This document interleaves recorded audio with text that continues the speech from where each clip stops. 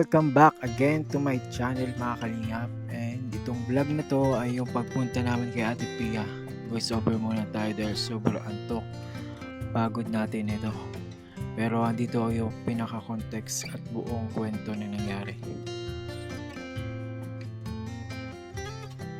So time check dito mga kalingap, 4:45. Papunta pa lang kila Ate Pia guys. And alas 6 ang nakasabi dun sa research summary niya sa follow-up check-up. Dito medyo mahamog yung lugar papunta kay Ate Pia dahil sobrang aga pa mga kalingap. At sa wakas, after 15 minutes, nakarating po kami. Mabilisang biyahe lang po kila Ate Pia.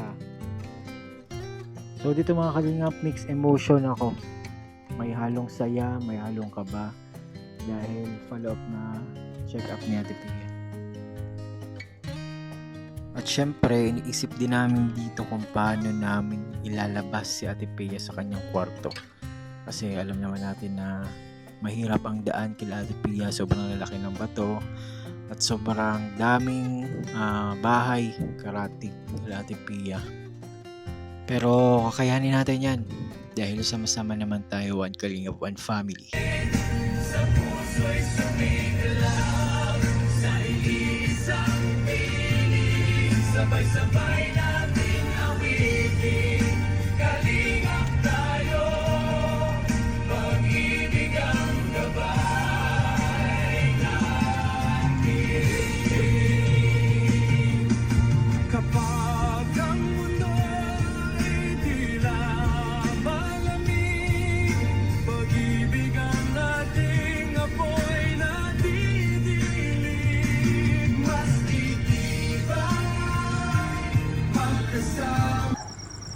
yan, walang ibang maririnig kundi mga huni ng mga cricket. Ay, nandito, sinalubong tayo ni Aman. Antok na antok pa siya. At ayun na nga, nasalog na si Ate Pia. Excited na siya sa magiging resulta ng kanyang x-ray sa pag-follow-up check-up, guys. Dito na lang ako. May pasok man po. Ayan na. Boy, Kapatid. masama kayo doon?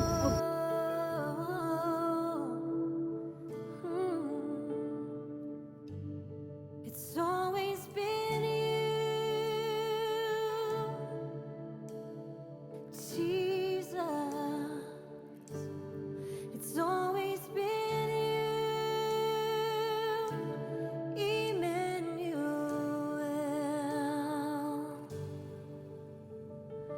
Who gave me this courage?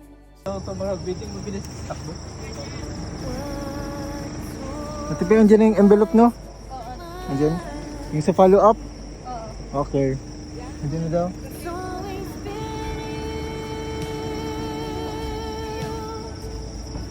Tara na! Saan yung masama?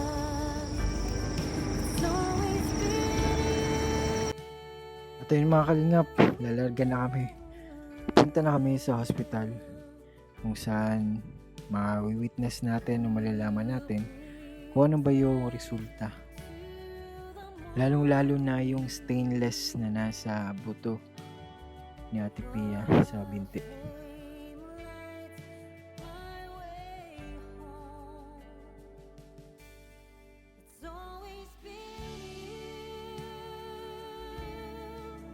And oras 5:45, nakarating na po kami sa OPD, Outpatient Department, para ipila si Ate Pia. So ayun po, dito na kami sa follow-up. So tatlo lang yung ikikater, buti na lang si Ate Pia ay pangalawa. Sa ortho, sa case niya. Ayun o, Ate Pia. Buti na lang, napaan natin na ipalista. Tatlo lang pala.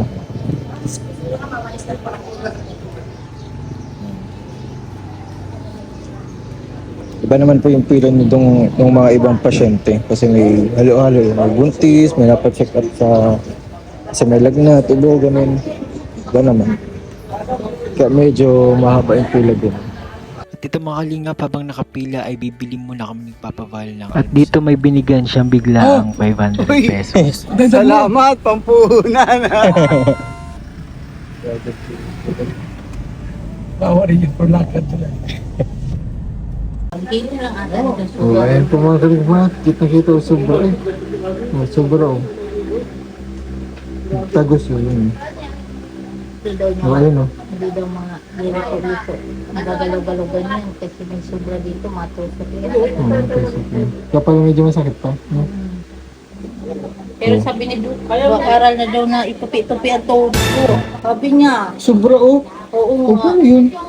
Sobra yun, kitang-kita oh. Nasa may... matusok yan. Nandito na oh, sa may ano mo. Ito, talagang ano. Ano yan, hindi ka makaano yan. Yung paalang, Ganyan.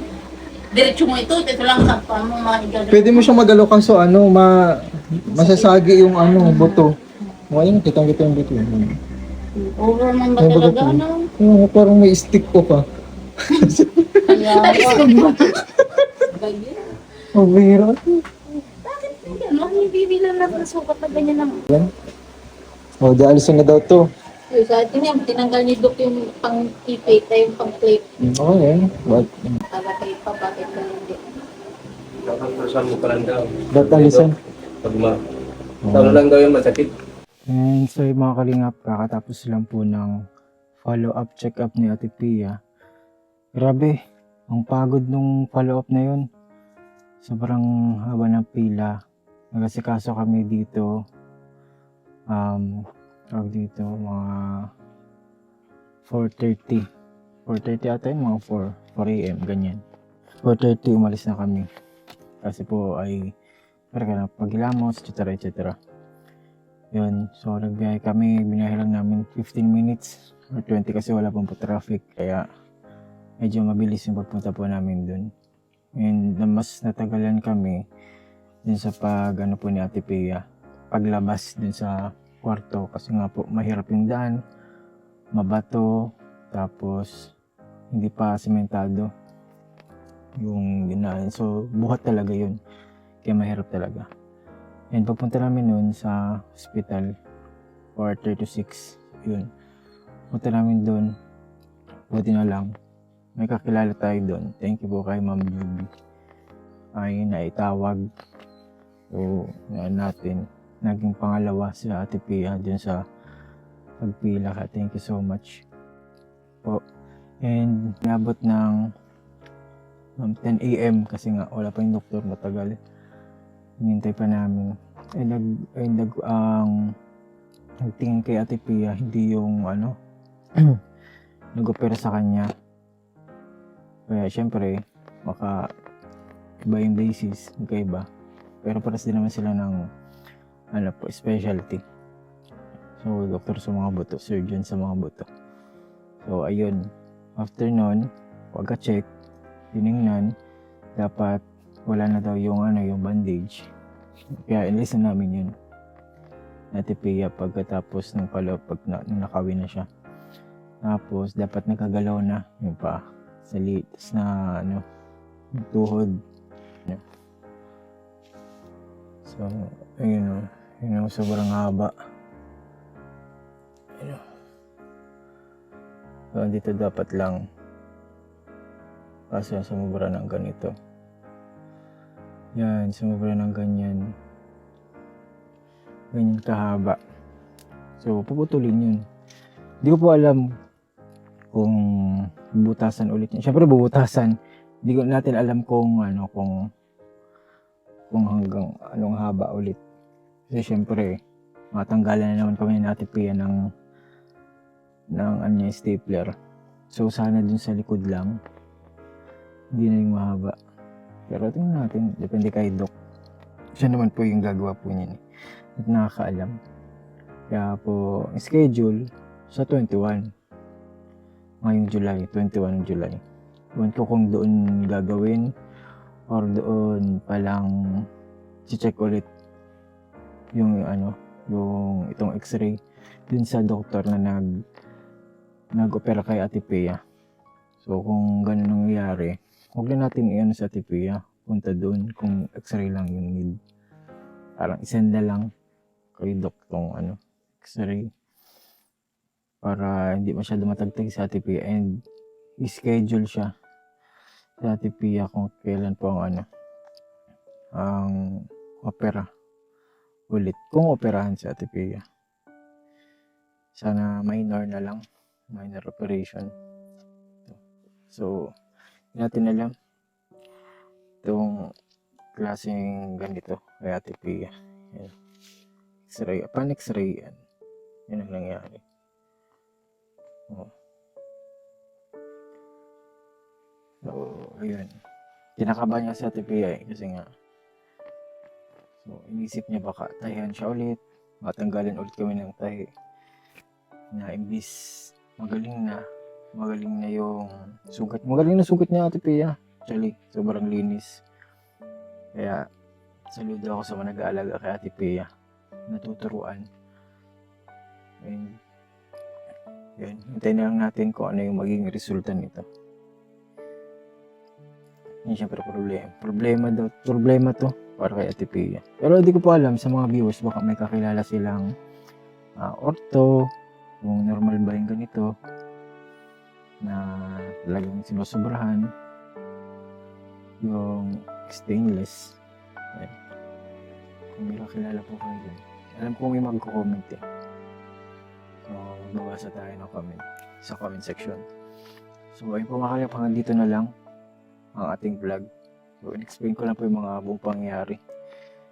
Siyempre po, thank you kay Ma'am Yuki sa inyo pong pagpamerienda sa amin po nila Papa Val, sa mga kasamahan po nila Ate Pia, thank you po so much. Yan, and sa mga iba pang nag-sponsor sa nung po namin pag follow-up check-up ng oras na yun. Kaya yun mga kalingap, hanggang dito na lang. Update na lang po sa ating channel, YouTube channel. And God bless us all po mga kalingap.